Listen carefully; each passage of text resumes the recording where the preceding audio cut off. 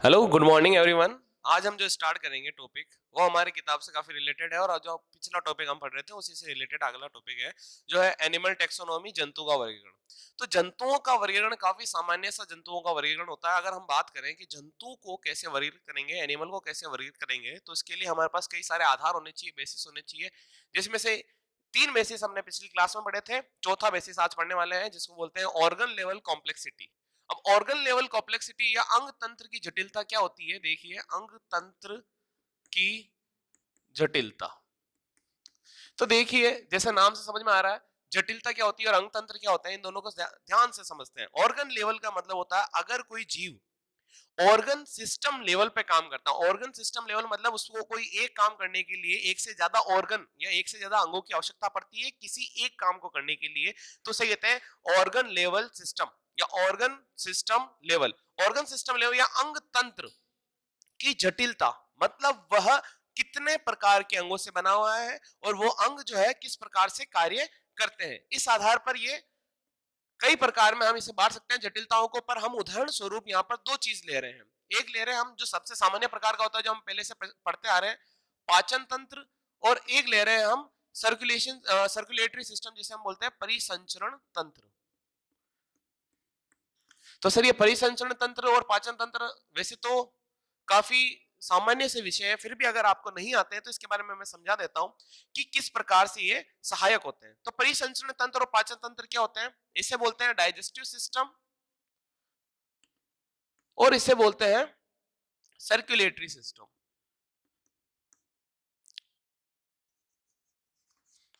तो digestive system और circulatory system दोनों में क्या कॉम्प्लेक्सिटी है और कॉम्प्लेक्सिटी किसमें होगी। मेन ऑर्गेनिज्म, अगर मेन ऑर्गन की बात करते हैं तो यहां पर डाइजेस्टिव सिस्टम में मेन ऑर्गन होता है इसके एलिमेंट्री कैनाल, ठीक है, आहार नाल। तो आहार नाल की अगर, फिर ये दो तरह का हो सकता है कॉम्प्लेक्स, या तो सिंपल टाइप का हो सकता है या कॉम्प्लेक्स टाइप का हो सकता है। दोनों इसमें भी सेम होगा, या तो सिंपल टाइप का हो सकता है या कॉम्प्लेक्स टाइप का होगा।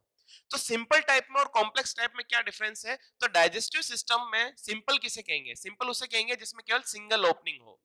सिंगल ओपनिंग की मतलब अगर एलिमेंट्री कैनाल, आहार नाल केवल एक सिंगल ओपनिंग से, केवल एक छिद्र के माध्यम से कार्य करती है तो उसे हम सिंपल टाइप में मानेंगे और उसे बोलेंगे इनकम्प्लीट, अपूर्ण। और अगर दूसरी बार बात करते हैं तो अपूर्ण होने के साथ, क्यों अपूर्ण क्यों है, क्योंकि इसमें एक सिंगल ओपनिंग है आहार नाल के अंदर, इसलिए इस डाइजेस्टिव सिस्टम को हमने सिंपल माना है और इसे क्या बोला है, इनकम्प्लीट। पर जब इसी में अगर बात करें डबल ओपनिंग होगी या टू ओपनिंग्स होगी, तो टू ओपनिंग्स होने पर एलिमेंट्री कैनाल में इसे हम बोलेंगे कंप्लीट। तो सर ये टू ओपनिंग कैसे होगी, एक तो होगी माउथ और दूसरी होगी एनस। तो अगर ये होती है तो इस तरह के डाइजेस्टिव सिस्टम को हम बोलेंगे कंप्लीट डाइजेस्टिव सिस्टम। अब कंप्लीट डाइजेस्टिव सिस्टम किसे कहेंगे सर, काफी इजी सी चीज है, देखो सिंगल ओपनिंग होने पर इनकम्प्लीट और डबल ओपनिंग या टू ओपनिंग होने पर कंप्लीट या पूर्ण। इसे मानते हैं हम क्या, पाचन तंत्र, डाइजेस्टिव सिस्टम। अगर आपका डाइजेस्टिव सिस्टम है किसी ऑर्गेनिज्म का और वो किस तरह से है, अगर वो एक सिंगल ओपनिंग के साथ वर्क कर रहा है तो उसे हम बोलेंगे इनकम्प्लीट। अगर वो डबल ओपनिंग के साथ वर्क कर रहा है जिसमें माउथ और एनस अलग अलग है, दोनों एक ही ओपनिंग नहीं है, तो उसे हम क्या बोलेंगे, कंप्लीट डाइजेस्टिव सिस्टम। ये कॉम्प्लेक्सिटी है, ये कम कॉम्प्लेक्स है, ये सिंपल है और ये कॉम्प्लेक्स है, थोड़ा ज्यादा एडवांस्ड है। अगर हम बात करते हैं सर्कुलेटरी सिस्टम की, सर्कुलेशन का मतलब होता है किसी चीज का सर्कुलेट होना, बार बार किसी चक्र में घूमना। तो यहां पर सर्कुलेशन जो होता है वो बॉडी लिक्विड्स का होता है। सबसे कॉमन बॉडी लिक्विड है ब्लड। कौन है, ब्लड, जिसमें सारे न्यूट्रिएंट्स होते हैं, सारी चीजें होती हैं, उन्हें हम कॉमन बॉडी लिक्विड सभी में पाया जाता है, ऑब्वियस सी बात है। तो अगर हम ब्लड की बात करते हैं कि ब्लड किस तरह से वर्क करता है, अगर ब्लड सिंपल फॉर्म में होगा तो क्या होगा, सिंपल फॉर्म में ये बिना किसी ट्यूब्स के, बिना नलिकाओं के शरीर में प्रवाहित होगा। शरीर में प्रवाहित होने का मतलब बिना किसी नलिकाओं के, बिना किसी ट्यूब्स के शरीर में घूमता रहेगा, ठीक है। और अगर ये ट्यूब्स के माध्यम से, नलिकाओं के माध्यम से, इसमें नलिकाएं अब्सेंट होती है, अनुपस्थित होती है, ठीक है, और यहां पर क्या होती है, उपस्थित होती है। अगर नलिकाएं उपस्थित हैं, ट्यूब्स प्रेजेंट हैं, अगर ट्यूब्स प्रेजेंट हैं तो उसे हम बोलेंगे कॉम्प्लेक्स, जटिल प्रकार का अंग तंत्र, क्योंकि इसमें जो सिस्टम होगा, सिस्टम बनाना पड़ेगा, पूरी ट्यूब्स लगानी पड़ेगी, जहां से सर्कुलेट हो रहा है वहां पे लगानी पड़ेगी, तो थोड़ा क्या हो जाएगा, कॉम्प्लेक्स हो जाएगा। हमने संगठन का स्तर देखा था, चाहे वो कोशिका का स्तर हो, ठीक है, चाहे वो उत्तक का स्तर हो, चाहे अंग का स्तर हो या अंग तंत्र का स्तर हो, धीरे धीरे जीवों में जटिलताएं बढ़ रही है। तो अगर जिन जीवों में अंग तंत्र पाए जाते हैं, मान के चलो, तो वो कई सारे जीव हैं, उनमें अंतर कैसे करेंगे, उन्हें वर्गीकृत कैसे करेंगे? तो सिंपल सा एक बात है, सिंपल सी टॉपिक है कि अगर आपको उनको भी वर्गीकृत करना है जो थोड़े जटिल हो गए हैं, थोड़े और ज्यादा कॉम्प्लेक्स हो गए हैं, तो उन्हें हमको थोड़ा सा क्या करना पड़ेगा, उनकी कॉम्प्लेक्सिटी और बढ़ानी पड़ेगी, जटिलताओं को पे ध्यान देना पड़ेगा। तो अगर अंग तंत्र के हैं, मान लिया अंग तंत्र के हैं, उनकी जटिलताओं पे ध्यान देने का मतलब है, उन्हें जैसे पाचन तंत्र है, तो क्या वो अपूर्ण है, क्या वो पूर्ण है, कैसे पता चलेगा कि उसमें सिंगल ओपनिंग है या डबल? सर्कुलेटरी सिस्टम, तो क्या उसमें ट्यूब्स है, क्या उसमें ट्यूब्स नहीं है, ठीक है, अगर ट्यूब्स नहीं है, अनुपस्थित है, तो उसे हम बोलेंगे ओपन टाइप, और ट्यूब्स अगर प्रेजेंट है तो उसे बोलेंगे क्लोज्ड टाइप। इस तरह की जटिलताएं हमें उन दोनों जीवों में पृथक्करण करने की मदद करेगी, पृथक्करण करने में सहायता करेगी। तो काफी सिंपल सा टाइप है कि आप अगर अंग तंत्र की जटिलता पर ध्यान देंगे तो आप जंतुओं को वर्गीकृत आसानी से कर पाएंगे। ये टॉपिक अगर आप ध्यान से देखें, अंग तंत्र की जटिलता हमें जीवों में वर्गीकरण करने की एक और आधार प्रदान करती है जो जटिल जीवों के लिए है। सिंपल जीवों में आधार आराम से हम कर सकते हैं, भाई वो कोशिका के स्तर के हैं, उत्तक स्तर के हैं, अंग स्तर के हैं। मान के चलो अंग तंत्र स्तर के अगर हमको जंतुओं में वर्गीकरण करना हो, उनमें और ज्यादा क्लासिफिकेशन ढूंढना हो, तो सबसे इजीएस्ट मेथड क्या होगा आपके लिए? सबसे इजीएस्ट मेथड रहेगा आपके लिए कि आप अंग तंत्र की जटिलता पे ध्यान दें। अंग तंत्र है, ठीक है, उसकी जटिलताओं को देखें। अगर मान के चलते पाचन तंत्र की बात करने, तो पाचन तंत्र किस प्रकार का है, परिसंचरण तंत्र किस प्रकार का है, उस हिसाब से हम उन्हें अलग अलग रख सकते हैं। सर उदाहरण भी बताइए। तो इसका उदाहरण होता है फ्लैटवर्म, प्लेटीहेल्मिन्थिस समूह।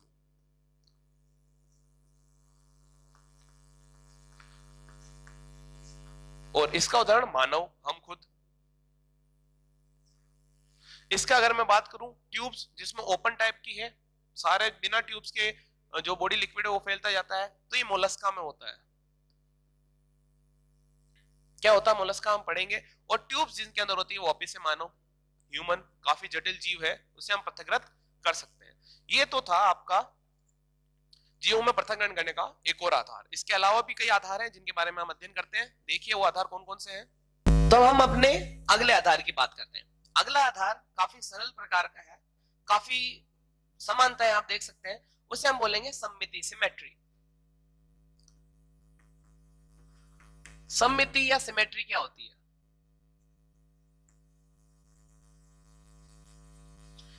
ठीक है, हमने छोटी क्लासेस में जाना है। अगर हम किसी ऑर्गेनिज्म को बराबर दो इक्वल पार्ट्स, बराबर दो भागों में अगर बांट सके किसी एक काल्पनिक रेखा से, उस काल्पनिक रेखा का नाम क्या होता है? एक्सिस। काल्पनिक रेखा का नाम क्या है? क्योंकि आप वास्तविकता में तो नहीं काटेंगे ना किसी को, कि किसी को काट के देखेंगे जीव को, किसको मैं काट के देखूं बराबर दो भाग में हो रहा है कि नहीं हो रहा है, तो हम उसे एक काल्पनिक रेखा से, इमेजिनरी लाइन से डिवाइड करना पड़ेगा। इस काल्पनिक रेखा को बोलते हैं एक्सिस। क्या बोलते हैं? एक्सिस। अब एक्सिस की बात करें तो इस एक्सिस के हिसाब से सिमेट्रिकल की बात करें कि किसे बांटा जा सकता है और किसे नहीं बांटा जा सकता। तो जिसे बांटा जाएगा उसे क्या कहेंगे? अगर हम जिन जीवों को बांट सकते हैं उन्हें हम कहेंगे सममितीय या सिमेट्रिकल, और जिन जीवों को नहीं बांटा जा सकता उसे हम कहेंगे असम्मितीय। नहीं बांट सकते भाई, असम्मितीय, जिसे हम कहेंगे नॉन सिमेट्रिकल्स या असिमेट्रिकल्स। तो भाई सिमेट्रिकल भी अगर आप बराबर बांट सकते हो उनको, तो भी वो दो प्रकार के होंगे, या तो वो होंगे अरीय या वह होंगे द्विपार्श्व। सर ये क्या होता है, मैं समझाता हूं बिल्कुल। अरीय को बोलते हैं रेडियल और द्विपार्श्व को बोलते हैं बाइलेटरल।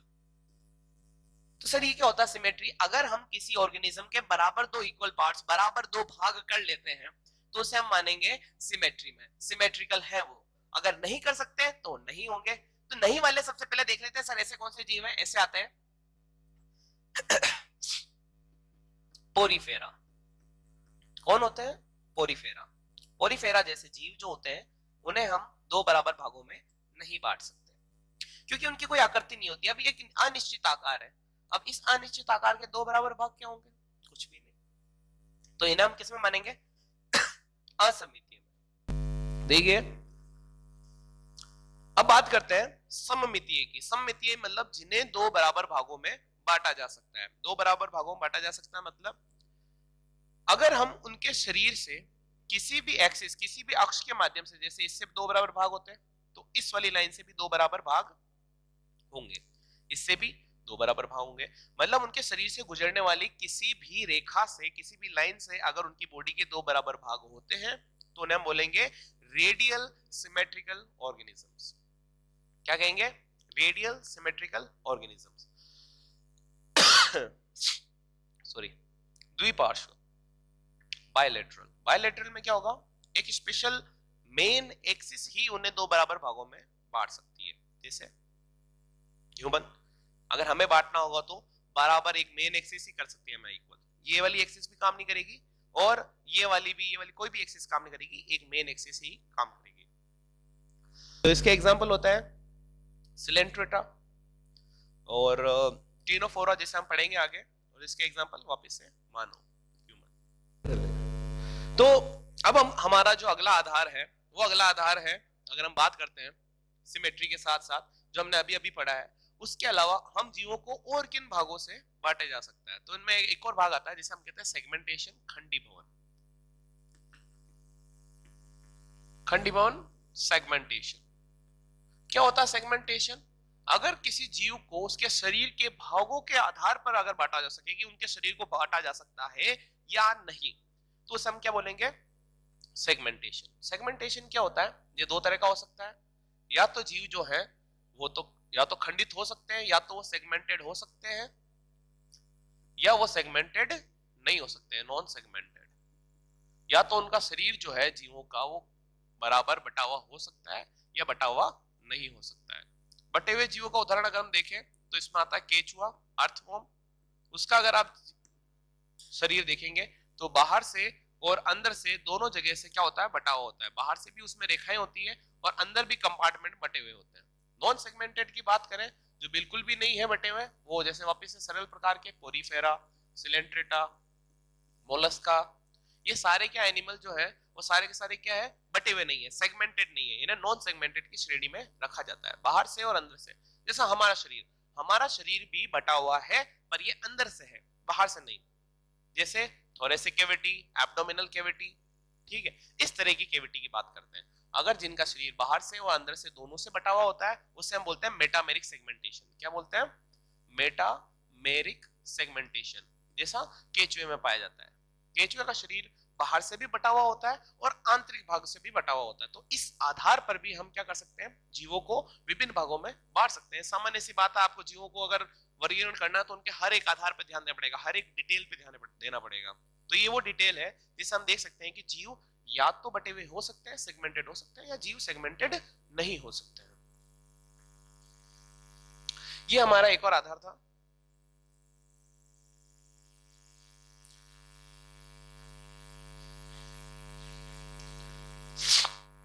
सेगमेंटेशन के बाद हमारा अगला आधार सबसे महत्वपूर्ण है, सबसे इंपॉर्टेंट है। इससे हम सबसे बड़ा आधार मानते हैं, जिसे हम बोलते हैं नोटोकोड। नोटोकोड, ये नोटोकोड एक ऐसी संरचना है जो तंत्रिकीय संरचना होती है, शरीर में पाई जाती है। नोटोकोड की उपस्थिति के आधार पर कि ये आप में है या नहीं, दो सबसे बड़े जीवों में वर्गीकरण का सबसे बड़ा भाग जो बनता है वो इसी से बनता है। या तो वो कोड उनमें नोटोकोड हो सकती है या नोटोकोड एब्सेंट हो सकती है। मतलब अगर उनमें है तो कोड डेटा कहलाएंगे, अगर उनमें नहीं है तो वो नॉन कोड डेटा कहलाएंगे। और ये सबसे बड़ा आधार है, इसे हम इस चैप्टर में पढ़ने वाले हैं। तो आज के लिए हमने जो बताया है वो है वर्गीकरण के आधार, जिनमें जो भी वर्गीकरण हम करते हैं उनके आधारों के बारे में हमने सबसे पहले चर्चा की है। अब इसके बाद हम पढ़ेंगे ये वर्गीकरण के आधार हम जीवों को कैसे वर्गीकृत कर सकते हैं। आज के लिए धन्यवाद, आज के लिए इतना ही।